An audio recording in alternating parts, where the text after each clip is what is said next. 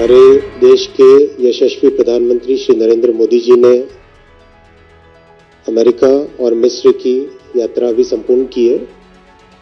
इस विजिट का क्या देश के लिए मायने है, क्या दुनिया के लिए मायने है, किस तरह से हमारे समाज को, हमारे राष्ट्र को, किस तरह से हमारी इंडस्ट्री को और किस तरह से हमारे फ्यूचर को स्ट्रांग करने का इसमें एक महत्वपूर्ण माइलस्टोन है, उसके बारे में मैं आपसे कुछ चर्चा करूंगा।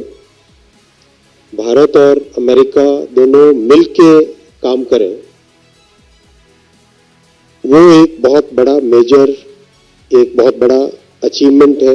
पिछले 9 वर्षों में जिस तरह से मोदी जी ने देश की अर्थव्यवस्था को 10वें नंबर से 5वें नंबर पे लेके आए, जिस तरह से टेक्नोलॉजी में आत्मनिर्भर होने के लिए बहुत सारे इनिशिएटिव्स लिए, जिस तरह से हाईटेक प्रोडक्ट्स की मैन्युफैक्चरिंग का हिंदुस्तान हब बनने लगा, और जो स्टेप्स भविष्य में जिस तरह से आज जिसकी फाउंडेशन ले हो रही है, उन सब चीजों को देखते हुए और एक इंडिपेंडेंट फॉरेन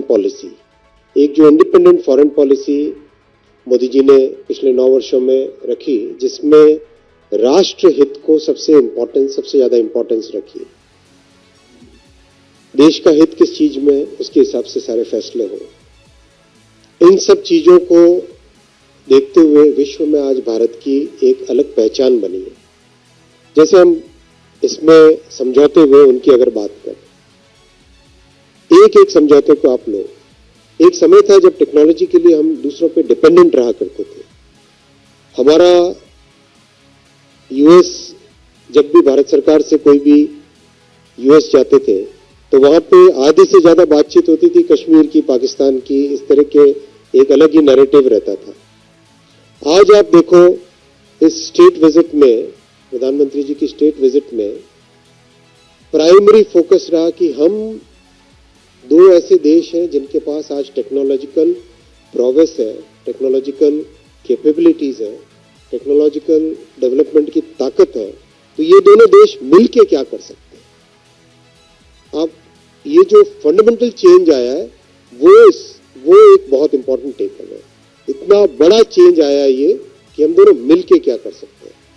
सेमीकंडक्टर हो, जेट इंजन हो, डिफेंस टेक्नोलॉजीज हो, क्वांटम कंप्यूटिंग हो, एआई में कोलैबोरेशन हो, स्पेस में कोलैबोरेशन हो, इन सब में the thought process has changed 180 degree from the past, in which earlier India was never considered as a joint development partner. Today India is considered as a joint developer, as a partner who can contribute to the development of technology. That's the fundamental shift. It's a paradigm shift.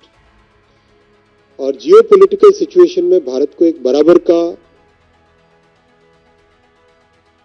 Partner, strategic direction इस तरह से ले कि भारत और America एक major force बने, major drive बने, major एक जो दुनिया के जितनी भी आज प्रॉब्लम्स है उनको सॉल्व करने के लिए बहुत बड़ा माध्यम बने। इन सब का रिफ्लेक्शन होता है प्रेसिडेंट बाइडेन के एक स्टेटमेंट में।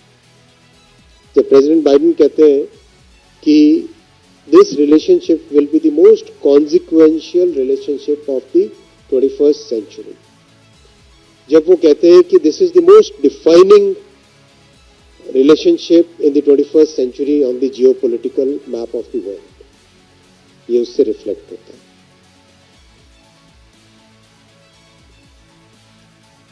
कोई भी इस्लामिक कंट्री हो, कोई भी दूसरी देश हो, आज सब देश भारत को, मोदी जी के लीडरशिप को, उसमें एक ट्रस्ट दिखा रहे हैं। एक नया एक ट्रस्ट है, एक क्लैरिटी ऑफ पर्पस है, जिस क्लैरिटी ऑफ पर्पस के साथ भारत के साथ एंगेज हो रहा है।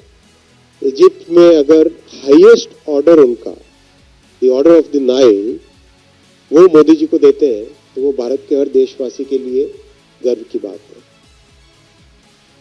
तो साथियों, इस पूरे विजिट में जो मेजर चेंज आया है भारत की ग्लोबल पोजीशनिंग में, दुनिया में भारत को, दुनिया आज भारत में जिस तरह से दुनिया भारत को देखती है वो इस विजिट से रिफ्लेक्ट होता है।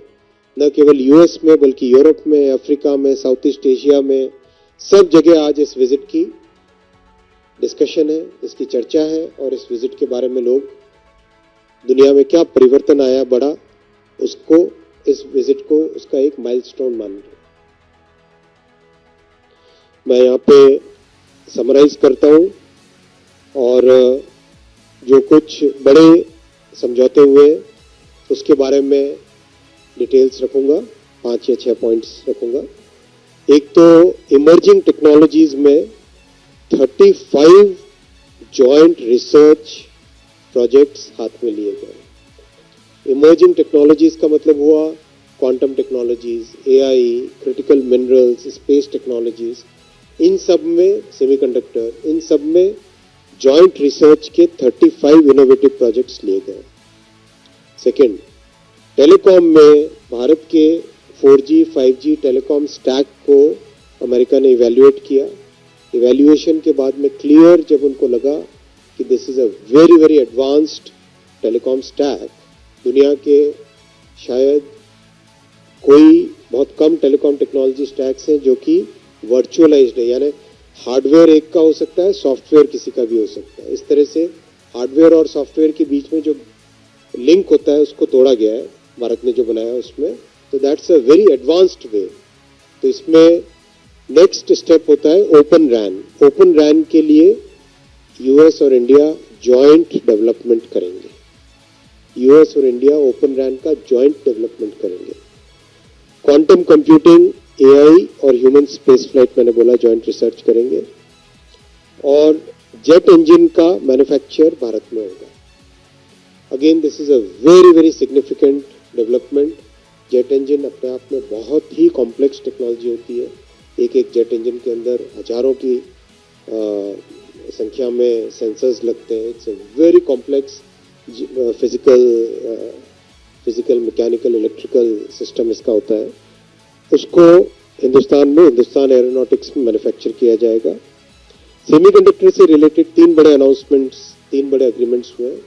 पहला माइक्रोन टेक्नोलॉजी का, इसमें कुछ लोग एक भ्रामक बात फैला रहे हैं, मैं उसका जवाब भी देना चाहूंगा। अगर हम देखें